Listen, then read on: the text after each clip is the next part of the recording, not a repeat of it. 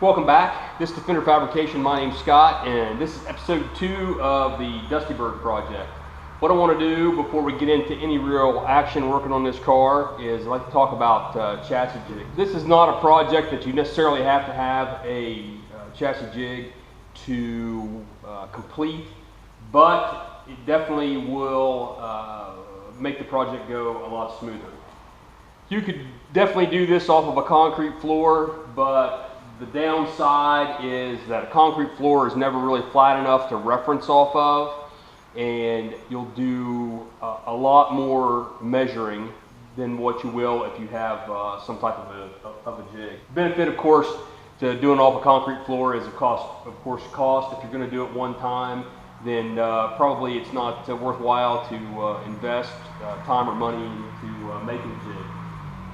The benefits of having a jig to do this are accuracy and repeatability. You know, what we're going to do with this car is we're going to tie this car down to this jig, and we're going to center it up, and so therefore we know that car is always going to be in the same position in reference to the jig from when we start to when we finish. The extreme to doing this on a concrete floor would be to do it on a surface plate.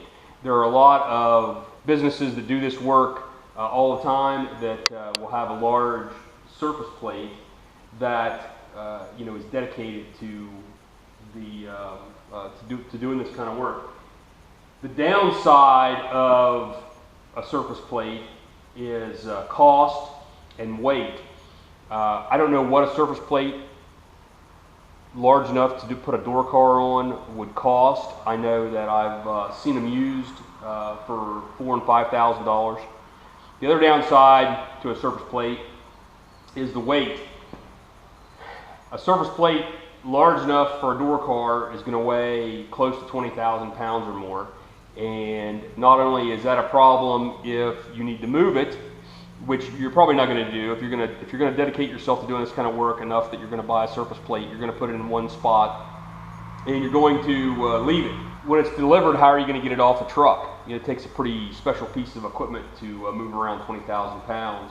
Now, the benefit of a surface plate is that you've got a reference surface that envelops the whole size of the car. So once that surface plate is installed and everything is level, then you can measure anywhere off that surface plate to get ride height, to place a tube, anything of that nature. What I've tried to do with the jig that I've built and the jig that I use is to kind of combine the best of both worlds. This jig that I've built has wheels, and it is currently on the ground and leveled up. It's 36 inches center to center on these rails. It is 20 feet long overall. It's got 6 legs that are adjustable to level everything out. And what we do is we use the top surface of these rails, which by the way are 2 inches wide, 4 inches tall, 1/4 inch wall. We use the top surface of these rails to reference track surface. And so what that gives us is a place that if we want to lay a straight edge across that, then we can we can project that surface out or in between these rails so that we can easily measure. What the wheels do for you is that if I want to place a car, for instance, if you're not building a new car, if you're doing something like we're doing here with Dusty Bird, and you want to get a car up on the fixture. Let's say, this is a car that's never been raced, never been put together. But let's say you got a car that kind of tapped the wall a little bit and kind of tweaked the front clip, and you're going to do the same job. You're going to cut the front clip off, put a new one on. So how do you get that? How do you get that car, up on something that is elevated like this?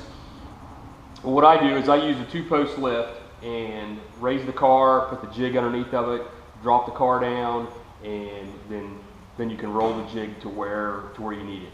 I've got casters, and you've probably seen in the introduction video. On this end of the jig there is casters. The rear has got a hub with a golf cart style wheel on it. Probably if I would redo this jig, I would put casters on both ends. In addition, when I built this jig, I had anticipated that I would put a rail on the top of each of these rails, and that I would drill and tap it every couple of inches for like a 5/16 3/8 bolt, something like that, so that fixtures could be placed upon here permanently without clamps or anything of that nature. They could be bolted on. And that kind of replicates what you can do with a surface plate. You know, a surface plate can have fixtures made and holes drilled and tapped in it, so that those fixtures can then be removed and placed. And even if you've got a difference in wheelbase, then you know, those fixtures can be adjustable, so that you know, if you're building a car with a little 2-inch longer wheelbase today than you were yesterday, then you know, those things can be taken into account. So someday I'll probably add that rail to the top, but for now this will work just fine. And I'll get into other details about how we use this jig as this project goes along. What we're going to do, the next step will be to get this chassis at ride height on the jig, and we'll make a couple fixtures. You know, they won't be universal. They'll work for this car, and but they'll be easy to break down and use in a different manner later on. But what we'll do is we'll actually pull a string line from the center of each end, and then place the car over that. So anyway, that's what I wanted to go over. If you got any questions about chassis jigs, feel free to put them in the comments.